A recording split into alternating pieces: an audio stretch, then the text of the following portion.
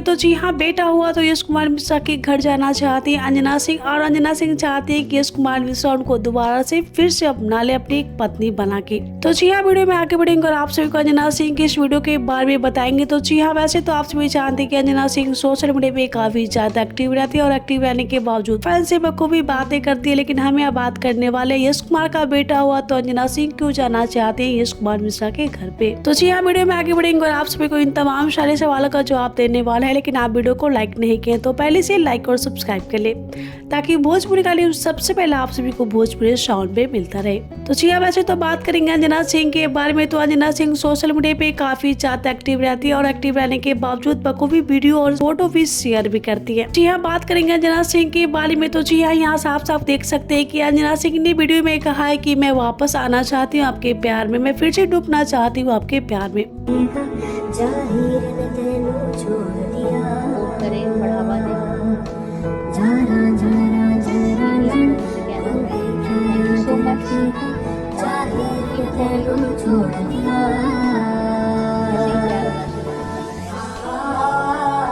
बात तो कैसा लगा अंजना सिंह का वीडियो देख के, और हमें कमेंट करना है कि आप सभी को अंजना सिंह का वीडियो देखकर कैसा लगा।